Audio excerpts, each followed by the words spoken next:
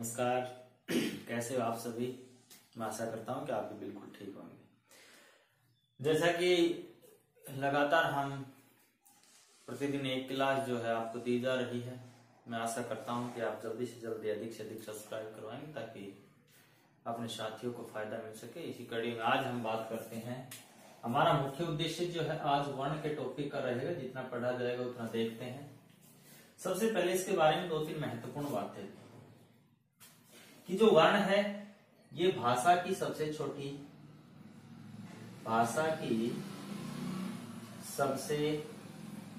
इकाई है। पहली बात कि भाषा की सबसे छोटी इकाई की बात करें तो क्या होगा, उत्तर वर्ण होगा। लेकिन अगली बात, अगर यहां से क्वेश्चन ये पूछ लिया जाए भाषा की लघुतम सार्थक इकाई,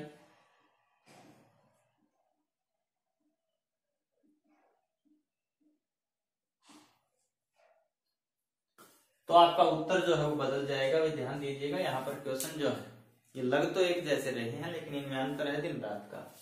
यहाँ देखिए लघुतम का अर्थ होता है सबसे छोटी। उसके बाद सार्थक का मतलब होता है जो अपना अर्थ देती है। लघुतम भी है और सार्थक भी है, दोनों काम करने का जिसको दायित्व निभाने का काम सौभाग्य मिलेगा वो कौन होगा, शब्द होगा। भाषा की लघुतम सार्थक इकाई पूछ ले तो क्या होगी, शब्द होगी। इसी कड़ी में अगली बात अगर आपसे पूछ ली जाए कि भाषा की सार्थक इकाई, अगर आपसे क्वेश्चन किया जाए कि भाषा की सार्थक इकाई क्या होती है, सार्थक मतलब जो अपना पूर्ण रूप से अर्थ दे सके, तो हम अपनी बात किसमें कह पाते हैं पूर्ण रूप से, जिसमें हमें भी संतुष्टि मिले और सुनने वाले को भी संतुष्टि मिले, तो वो होता है क्या, वाक्य। अब 3 बातें हो गई। भाषा की सबसे छोटी इकाई, तो भाषा की सबसे छोटी इकाई तो क्या रहेगी, वर्ण रहेगी। भाषा की लघुतम सार्थक अर्थात सबसे छोटी अर्थ देने वाली, तो सबसे छोटे अर्थ देने वाली हम क्या कहते हैं, शब्द को कहते हैं। और भाषा की सार्थक इकाई अर्थात जो पूर्ण रूप से अपना अर्थ प्रस्तुत कर पाएंगे हम, वो किसमें कर पाएंगे, वाक्य में। अब कल ही हमने बात की थी कि भाषा के कितने भेद होते हैं। भाषा के भेद कितने होते हैं, 2। पहले का नाम है मौखिक भाषा और दूसरे का नाम है लिखित भाषा।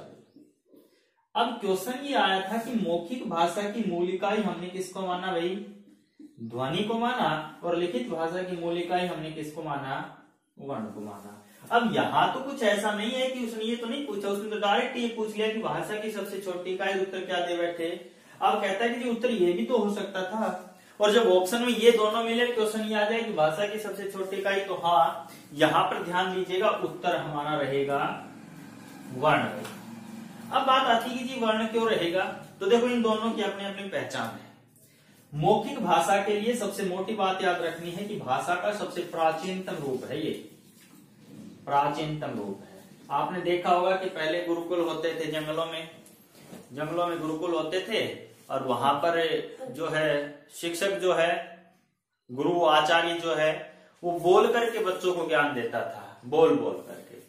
तो ये सीधी सी बात है कि सबसे प्राचीनतम रूप, अर्थात पहले मौखिक भाषा है, उसके बाद लिखित भाषा भी है। तो देखिए मौखिक भाषा क्लियर है।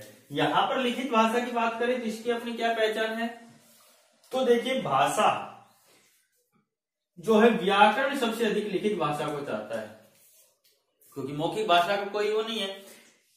लिखित वो भाषा होती है जिसके अंदर हम अपने विचारों को अधिक लंबे समय तक रख सकते हैं। अब जैसे मैं जब तक इसको रफ नहीं करूंगा, साफ नहीं करूंगा, ये बातें लिखी रहेंगी। आज भी पढ़ सकते हैं, कल भी पढ़ सकते हैं, आने वाले समय में भी पढ़ सकते हैं, लेकिन मैंने जो कुछ बोला क्या वो अब है यहाँ, अब दिखाई नहीं दे रहा ना, आप मेरे बोलने के बाद वही बात दोबारा से सुनाई नहीं दे रही, अर्थात वो व्याप्त हो गई आसमान में जाकर के कहीं ना कहीं। इसलिए सबसे अधिक महत्वपूर्ण है हमारे लिए कौन सी भाषा, अर्थात सर्वश्रेष्ठ भाषा होती है कौन सी, लिखित भाषा। तो याद रखिएगा कि लिखित भाषा, जब भाषा से आपने ये कहा ना कि चुनाव कर किसको चाहती है, तो भाषा ने किसकी ओर इशारा किया है, लिखित भाषा की ओर। इसलिए महत्व किसका अधिक हो गया, वर्ण का। जब क्वेश्चन पूछा जाए भाषा की सबसे छोटी इकाई, तो उत्तर आपका क्या रहेगा, वर्ण रहेगा। क्लियर बात है। देखिए वर्ण की परिभाषा की बात करते हैं। ये छोटी छोटी बातें हैं जो आपको आती हैं, लेकिन मैं थोड़ा सा जल्दी से बात कर लूं। परिभाषा होते ही बस भाषा की सबसे छोटी इकाई तो है ही वर्ण, और वो ऐसी सबसे छोटी इकाई है जिसके टुकड़े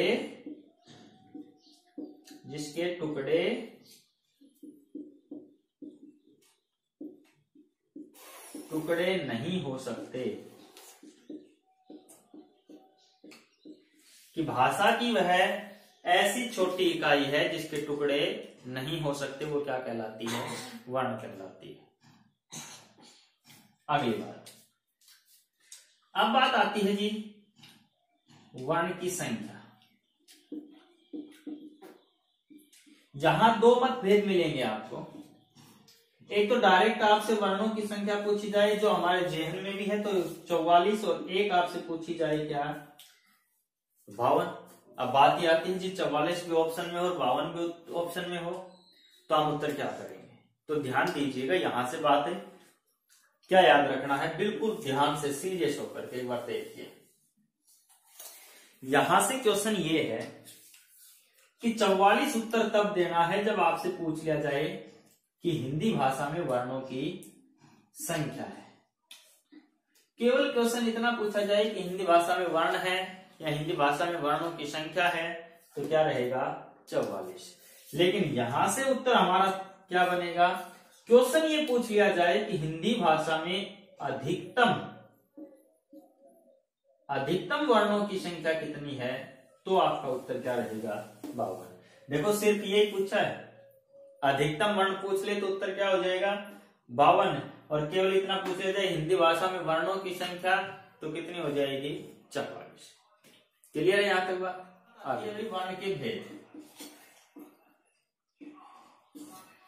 और वर्ण के भेदों की जब बात आती है तो वर्ण के दो भेद किए हैं हमने। वैसे भेद तो काफी होते हैं, किस आधार पर क्या है वो देखिएगा। सब वर्ण के कितने भेद होते हैं भाई? दो भेद होते हैं। कितने भेद होते हैं? दो। नंबर 1 है भाई आपका स्वर वर्ण, और नंबर दूसरा है व्यंजन वर्ण। स्वर किसे कहते हैं तो ध्यान देना, देखो बिल्कुल ट्रिकी वे से पढ़ेंगे। स से आरंभ हुआ, स से बना लो आप स्वतंत्र, और स्वतंत्र का आपसे कोई पूछ ले क्या भाई? विलोम, तो विलोम क्या होगा? परतंत्र।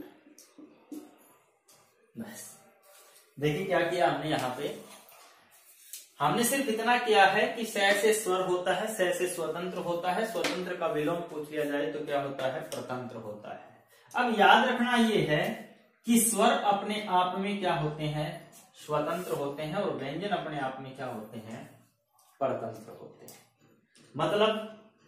मतलब ये है कि स्वतंत्र का मतलब होता है आजाद, और परतंत्र का मतलब होता है गुलाम।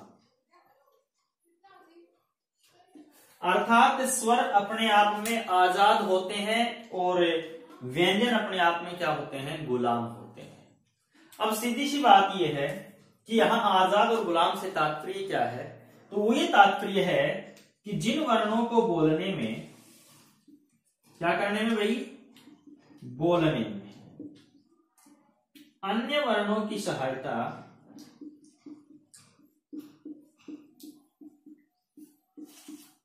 न लेनी पड़े, उसे स्वर कहते हैं। कि जिन वर्णों के उच्चारण में या जिन वर्णों को बोलने में, एक ही बात है भाई, जिन वर्णों को बोलने में या जिन वर्णों के उच्चारण में अन्य वर्णों की सहायता न लेनी पड़े, उसे हम क्या कहते हैं? स्वर कहते हैं। क्लियर यहां तक पर?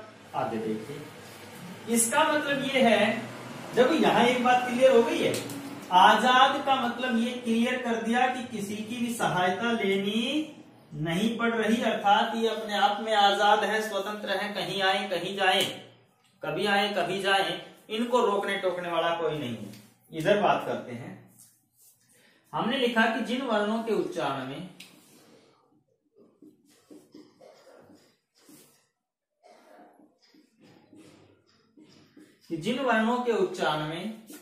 स्वर वर्णों की सहायता लेनी पड़े,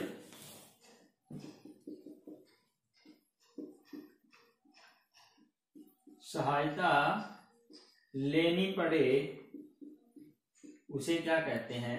व्यंजन वर्ण कहते हैं। कि जिन वर्णों के उच्चारण में किसकी सहायता लेनी पड़े, यहां तो मना कर रहा है सहायता न लेनी पड़े, और यहां कह रहा है सहायता लेनी पड़े। इसका मतलब सहायता लेनी पड़ेगी, और लेनी पड़ेगी तो ये किसी ना किसी का क्या हो गया? गुलाम हो गया। लेकिन एक बात यहां पर सुखद निकली भाई, कि ये गुलाम पड़ोसियों का नहीं, ये गुलाम हो गया अपने ही भाई का। और इसका भाई कौन है? स्वर का व्यंजन है। भाई अब देसी भाषा से याद कर लो, इनके पिता का नाम क्या है? वर्ण। और वर्ण की औलाद कितनी हुई? 2। छोटे वाले का नाम, बड़े वाले का नाम तो क्या है? स्वर। और छोटे वाले का नाम क्या है? व्यंजन। इसका मतलब है बड़े वाला अपने आप में स्वतंत्र है, क्योंकि पहले इसका जन्म हुआ। फिर कहता है कि जो छोटे वाला है ये अपने ही भाई का क्या हो गया? गुलाम हो गया। पड़ोसियों का गुलाम नहीं, अपने ही भाई का गुलाम हो गया। क्लियर? अब अगली बात आती है कि इसकी संख्या को लेकर के। इसकी संख्या कितनी होती है? 11। और इसकी संख्या कितनी होती है? 33। ये HSSC के लेवल का क्वेश्चन है। अगर क्वेश्चन पूछ लिया जाए कि हिंदी भाषा में स्वरों की संख्या कितनी, तो उत्तर रहेगा 11। और यहां से क्वेश्चन पूछ लिया जाए हिंदी भाषा में व्यंजन वर्णों की संख्या कितनी, तो उत्तर रहेगा क्या? 33। अब अगली बात आती है कि 11 और 33 कुल मिलाकर के जब इसको और इसको जोड़ेंगे तो कुल मिलाकर के कितने हो गए? 44। और ये हमारा उत्तर हो जाएगा किसका? वर्णों का। अर्थात वर्णों की संख्या कितनी हो जाएगी? 44 हो जाएगी। लेकिन HSSC में एक नए तरीके से क्वेश्चन पूछा। उसने पूछा कि स्वरों में अयोगवाह जोड़ देने पर संख्या होगी, और अयोगवाह की संख्या कितनी होती है? 2। और स्वरों की संख्या कितनी? 11। 11 और 2 13। तब हमारा उत्तर क्या था? 13। कि 11 स्वरों में या स्वरों में अयोगवाह जोड़ने पर संख्या होगी तो कितनी हो जाएगी? 13 हो जाएगी। यहां तक कोई समस्या किसी को? अगर समस्या हो तो आप कमेंट कीजिएगा, और कमेंट जब भी कमेंट आएगा आपका, मैं उसको उत्तर देने की कोशिश करूंगा और आपकी समस्या का हल या निजात करने की कोशिश कर। आगे बढ़ते हैं। अब बात करते हैं हम स्वर के भेद। स्वर भेदों की यहां से क्वेश्चन बढ़ते ही बढ़ते हैं, ध्यान से देखना, बहुत गहराई से चलेंगे। स्वर के भेदों को अनेक तरीके से पढ़ेंगे, अनेक प्रकार से स्वर के भेद होते हैं, जिसमें हमने पहला पढ़ा है उत्पत्ति के आधार पर, और दूसरे की अगर मैं बात करूं तो दूसरा मैंने पढ़ा है कालमान, समय या उच्चारण के आधार पर। उच्चारण के आधार पर इसके आधार पे तो याद रखना उत्तर क्या रहेगा? 2। अब डायरेक्ट क्वेश्चन पूछ ले कि उत्पत्ति के आधार पर स्वर के कितने भेद होते हैं, तो हमारा उत्तर रहेगा क्या भाई? 2। और यहां से क्वेश्चन पूछ ले कि भाई कालमान, समय या उच्चारण के आधार पर स्वर के भेद होते हैं, तो उत्तर हमारा रहेगा कितना? 3। ध्यान से देख लेना। यहां से मैंने इसके 2 पार्ट कर दिए हैं, और यहां से मैंने इसके 3 पार्ट कर दिए हैं। इसके 3 पार्ट में नंबर 1 पर आपने पढ़ा हुआ है, इसलिए पहले लिख देता हूं हरस्व स्वर। हरिश्व कोई शब्द नहीं होता, ये रह की मात्रा लगेगी।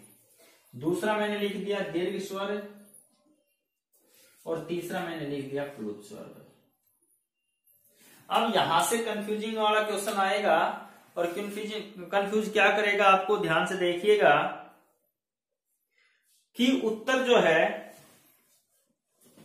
उत्तर आपका क्या बन सकता है। ध्यान से देखिए, वो क्वेश्चन ये पूछेगा कि कालमान का अर्थ भी समय है। कालमान, समय या उच्चारण के आधार पर स्वर के भेद होते हैं। ऑप्शन में देगा आपको, ऑप्शन में देगा 2, 4, 5, 6, और हम क्या लिख रहे हैं यहाँ? 3। तो क्या 3 ऑप्शन में है? नहीं है, तो इसका मतलब उसने प्लुत को हटा दिया, उत्तर क्या हो जाएगा? 2। अगर वो इस तरह से कर दे कि भाई 2, 3, 5, 6, तो फिर हमारा उत्तर 2 नहीं रहेगा। अगर ऑप्शन में 3 है तो हम उत्तर क्या करेंगे, 3 करेंगे। इस तरह की समस्याएं आपको होनी चाहिए।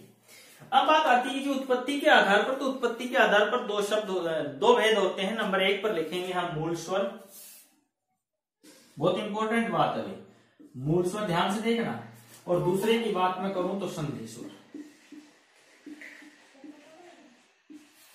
कुल मिलाकर के उत्पत्ति के आधार पर स्वर के 2 भेद होते हैं। एक का नाम है मूल स्वर और दूसरे का नाम है संधि स्वर।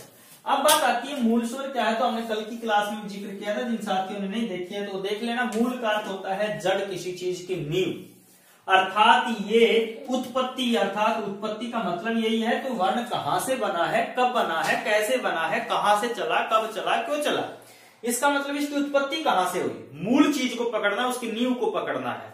और इसी का दूसरा भेद है कि वो संधि स्वर भी कहलाएंगे। देखिए कैसे। मूल स्वर की एक बात तो आपने याद रखनी है, इसकी अपनी खुद की दोनों की पहचान अलग अलग है। एक ही ध्वनि के मेल से बनने वाले, एक ध्वनि के मेल से बनने वाले जो वर्ण होते हैं वो कहलाते हैं क्या भाई, मूल स्वर। उदाहरण देंगे, एक कह रहा है कि 2 ध्वनियों के मेल से बनने वाले जो वर्ण हैं, 2 ध्वनियों के मेल से बनने वाले जो वर्ण है वो क्या कहलाएंगे, संधि स्वर कहलाएंगे।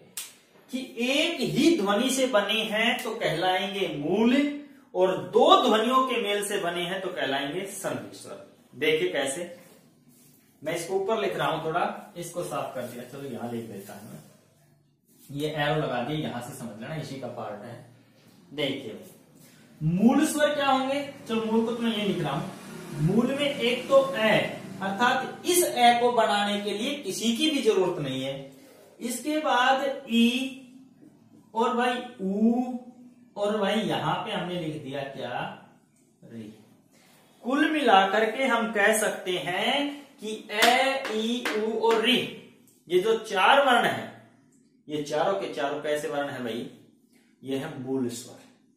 अब ध्यान दीजिएगा, इन्हीं चारों का मैं जिक्र करूं तो ये 4 क्या कहलाएंगे, ए, ई, ऊ और री। अब ध्यान देखो, नाम बदल गया भाई केवल, और नाम बदलवाने का काम बाप ने किया, क्योंकि जिसका जो बाप हो उसकी चौधर तो रहेगी। अपने बेटे का नाम कुछ भी रखे, तो इसके बाप ने अपने बेटे का नाम रख लिया है मूल स्वर, और मूल स्वर 4, वही ए, ई, ऊ और री, केवल छोटे वाले। इधर मैं बात करूं कालमान, समय या उच्चारण के आधार पर अगर बात की जाए तो इसके भी 4 भेद हैं, और 4 भेदों में कौन कौन से, ए, ई, ऊ और री। कुल मिलाकर के ह्रस्व स्वर भी वही हैं और मूल स्वर भी वही हैं। इनकी संख्या भी 4 है और इनकी संख्या भी 4 है, लेकिन सिर्फ यहां से अंतर हो गया। यहां से समय के आधार, उच्चारण या कालमान के आधार पर ह्रस्व स्वर भी 4 है। वो ह्रस्व स्वर नाम बदल गया, इसका नाम ह्रस्व हो गया। वही ह्रस्व स्वर यहाँ पे उत्पत्ति के आधार पर अपना नाम क्या ले लेते हैं, मूल स्वर। इसलिए याद रखना कि ह्रस्व स्वर का एक अन्य नाम पकड़ में आ गया कि ह्रस्व स्वरों को ही हम क्या कह सकते हैं, मूल स्वर कह सकते हैं, क्योंकि समानार्थी शब्द बन चुका है। यहाँ पर समानार्थी का मतलब ह्रस्व का अर्थ भी छोटा होता है, मूल मतलब नहीं, ये 4 ही वही है। क्लियर है बात, आशा करता हूं समझ में आ गया होगा। आगे बढ़ते हैं। इसके बाद हम बात करते हैं संधि स्वर, लेकिन यहां पर याद रखना कि संधि स्वर 2 प्रकार के होते हैं। एक तो होती है क्या भाई, इसको मैं थोड़ा ऊपर लिख रहा हूं, इसके भी 2 भाग हैं। अब आगे बात करते हैं हम संधि स्वर की। भाई संधि स्वर की अगर मैं बात करूं तो ध्यान देना, जो संधि स्वर है, संधि का अर्थ भी क्या होता है, मेल, या फिर हम कह सकते हैं जोड़। अर्थात मेल करना है या जोड़ करना है तो कम से कम कितने चाहिए, कम से कम 2 वर्ण चाहिए। तो 2 वर्णों का आपस में मेल होगा तब क्या हो जाएगा, अर्थात 2 ध्वनियों के मेल से बनने वाले स्वरों को हम क्या कहेंगे, संधि स्वर कहेंगे। अब बात आती है जी संधि स्वर होते कौन कौन से हैं। इसी संधि स्वर के भी आपने 2 भेद कर देने हैं। एक का नाम है मूल दीर्घ स्वर और एक का नाम है संयुक्त स्वर। इसी संयुक्त स्वर को आप मिश्रित स्वर भी कह सकते हैं। याद रखिएगा, एक का नाम है संयुक्त स्वर और एक का नाम है मूल दीर्घ स्वर। अब इन दोनों में क्या खासियत है? इनमें खासियत ये होगी कि जो मूल दीर्घ स्वर हैं ये एक ही ध्वनि के अर्थात समान ध्वनियों के मेल से बनेंगे, और ये जो है संयुक्त स्वर दो भिन्न अर्थात अलग अलग ध्वनियों के मेल से बनेंगे।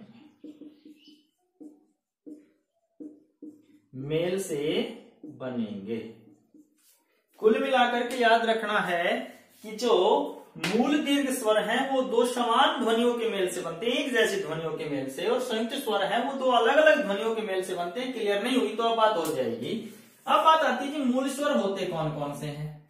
तो मूल स्वरों में मैं बात करूं, मूल दीर्घ स्वरों में, तो देखिएगा एक तो आ है, दीर्घ ई है और दीर्घ ऊ है।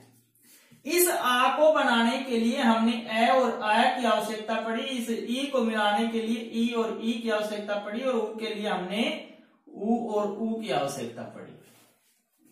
अब मैं ये कह सकता हूं कि ये आ बना है ए जमा ए से। अब देखिए ए भी उसी परिवार का है जिस परिवार का ए है पीछे, अर्थात दोनों एक ही कुणबे के हैं, एक ही परिवार के हैं, तो दो समान परिवारों के मेल से क्या बन गया? आ बन गया। आ बड़ा है, दीर्घ है, अर्थात आ एक मूल दीर्घ स्वर हो गया। उसी तरह ई और ई दोनों तरफ एक जैसा ही परिवार है, एक जैसा कुणबा है, इसलिए दीर्घ ई बन गई, और ऊ जमा ऊ अर्थात दोनों तरफ एक जैसा परिवार है, एक जैसा कुणबा है, इसलिए क्या बन गया? दीर्घ ऊ बन गया, बड़ा ऊ बन गया। अब पेपर में पूछ ले, क्वेश्चन है, लाजमी है, बन सकता है कि उत्पत्ति के आधार पर दीर्घ स्वरों की संख्या, तो मेरे प्यारे उत्तर केवल और केवल क्या करना है? 3। हाँ, दिमाग में पूछ लेना डायरेक्ट उत्तर की दीर्घ स्वरों की संख्या तो 7 पढ़े हैं आपने भी, हमें भी पढ़े हैं, मैंने भी पढ़े हैं, लेकिन उत्पत्ति के आधार पर पूछ ले तो उत्तर क्या रहेगा आपका? उत्पत्ति के आधार पर उत्तर बन जाएगा दीर्घ स्वरों की संख्या 3। आइए पहले इधर ही देख लेते हैं। इधर की बात मैं करूं तो मैंने इधर लिख दिया संयुक्त स्वर। संयुक्त का मतलब भी वही होता है, मेल या जोड़, जिस तरह से आपने से संयुक्त का मतलब होता है मिलान, और मिश्रित का मतलब दो चीजों का ही तो मिश्रण होगा। यहां पर ये पढ़ा आपने कि दो भिन्न भिन्न ध्वनियों के मेल से बनने वाले जो स्वर रहेंगे वो क्या कहलाएंगे? संयुक्त स्वर कहलाएंगे। देखिए कैसे, दो भिन्न भिन्न ध्वनियां मैंने लिखा ए जमा ई बराबर ए, मैंने लिखा ए जमा ऊ बराबर ओ, ए जमा ए बराबर आई, और ए जमा ओ बराबर औ। कुल मिलाकर के देखिए भाई, 1 2 3 4, कुल मिलाकर के पहले याद ये रखना है कि संयुक्त स्वरों की संख्या कितनी? 4, और दीर्घ स्वरों की संख्या कितनी? 3। 4 और 3 7, 7 क्या हो गए हैं? संधि स्वर। पेपर में पूछ ले संधि स्वरों की संख्या तो 7, और पूछ ले मूल स्वरों की संख्या 3, और एक री के साथ 4, और 7 और 4 11 ही स्वर होते हैं। ये बैठ गए हैं अपने यहां आकर के। अब देखिए ये दो भिन्न भिन्न ध्वनियों के मेल को समझो। ए जमा ई से ए बन गया, ए जमा ऊ से ओ बन गया, अर्थात यहाँ ए का परिवार अलग है, ई का परिवार अलग है। कुल मिलाकर के दो भिन्न भिन्न ध्वनियों के मेल से, दो अलग अलग परिवारों के मेल से ए का निर्माण हुआ। ए जमा ऊ अर्थात दो अलग अलग परिवार हैं, ए अलग अलग, और इधर इसके साथ तुलना करेंगे तो देखो ए जमा ए एक जैसा कुणबा, ई जमा ई एक जैसा, तो दो समान परिवारों के मेल से, दो समान ध्वनियों के मेल से बनने वाले हैं वो तो मूल दीर्घ स्वर होते हैं, और जो अलग अलग भिन्न भिन्न ध्वनियों के मेल से बनने वाले हैं वो संधि स्वर कहलाया करते हैं, संयुक्त स्वर कहलाया करते हैं। क्लियर है यहां तक बात? अब बात आती है कि यहाँ पे अगला नंबर है इसकी तो हमने बात कर ली थी कि ह्रस्व स्वरों की संख्या 4 है, ए ई ऊ री, अर्थात जो उत्पत्ति के आधार पर मूल स्वर हुआ करते हैं वो ही कालमान के आधार पर नाम बदल करके अपना ह्रस्व स्वर रख लेते हैं। अब बात आती है जी दीर्घ स्वर क्या है? दीर्घ का अर्थ बड़ा होता है, और यहाँ पर देखिए दीर्घ स्वरों की संख्या 3 थी उत्पत्ति के आधार पर, लेकिन यहाँ दीर्घ स्वरों की संख्या 7 है। 7 में कौन कौन है? इसके दोनों मिला दो भाई, मूल दीर्घ स्वर प्लस संयुक्त स्वर, और दोनों का नाम क्या पड़ जाएगा? दीर्घ स्वर। किसके आधार पर? कालमान उच्चारण समय के आधार पर। इधर अगर मैं बात करूं तो प्लुत, तो आपकी देखो ये काउंटिंग है, फिर से लिख देता हूं मैं 1 2 3। कुल मिलाकर के ये आपकी देवनागरी लिपि का एक अंक है। जैसे मैंने लिखा ओम, ओ के बाद जो ये आई है ये संख्या है 3 की, अर्थात इस ओ का उच्चारण 3 बार करना। अब उच्चारण का क्या लफड़ा देखिए, ह्रस्व की परिभाषा में क्या कहेंगे कि जिन वर्णों के उच्चारण में कम से कम समय लगे या एक मात्रा का समय लगे उन्हें ह्रस्व स्वर कहते हैं। जिन वर्णों के उच्चारण में ह्रस्व स्वर से दोगुना समय लगे, दोगुना समय इसलिए लगेगा क्योंकि दुगुना समय इसलिए लगेगा क्योंकि यहाँ पे ह्रस्व के बाद नंबर 2 पे आया है।